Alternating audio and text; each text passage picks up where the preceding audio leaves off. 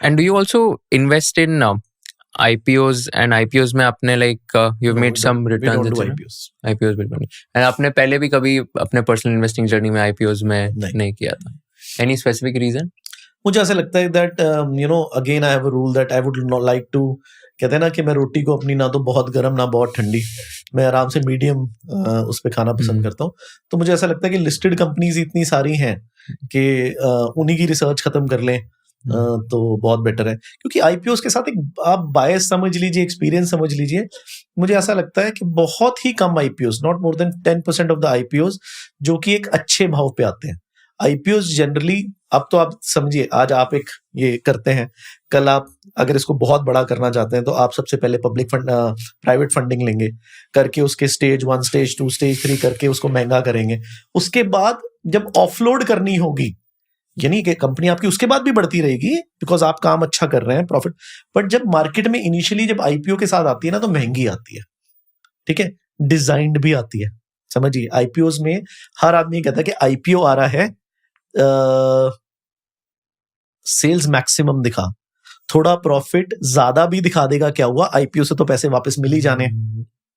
You can know it is a reality. तो आप एक चीज समझिए, आईपीओ में जनरली महंगा ही माल मिलेगा आपको ये क्लैरिटी होनी चाहिए. रादर मार्केट में जो चीजें लिस्टेड हैं वो आपको सस्ती भी मिल सकती है. आपको जी आईपीओ मेरा तो 12 पी पे आया था, पर आप 25 पी वाली को सस्ती कह रहे हो. जो 12 पी पे आया है वो बहुत बार फैब्रिकेटेड होता है. It is a reality, there is no way to prove it, and I don't say कि वो सबके लिए ट्रू है. बट जनरली मैंने ये बात देखी है, मैंने मर्चेंट बैंकर से भी बात करी है, अभी ना इस प्रोसेस का पार्ट भी रहा हूं. मैंने ये देखा है कि आईपीओ में जो क्या बोलते हैं उसको, विंडो ड्रेसिंग की जाती है. तो इट इज देयर, जो हम पढ़ते थे कि आईपीओ में विंडो ड्रेसिंग की जाती है, it is a reality in the market. That's why I don't like IPO.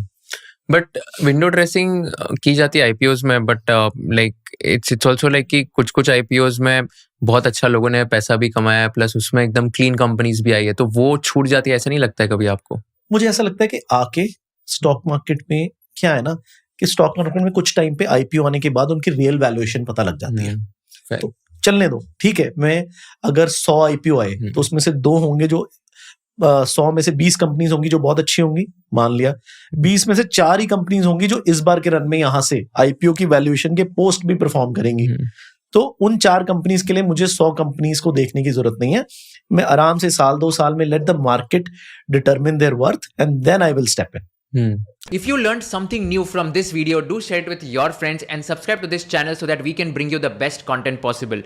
Also, if you want to watch this entire episode, click on the link in the description box and you can go to Kushal Lodha YouTube channel and watch the entire podcast episode. Thank you so much for watching this and have an amazing day.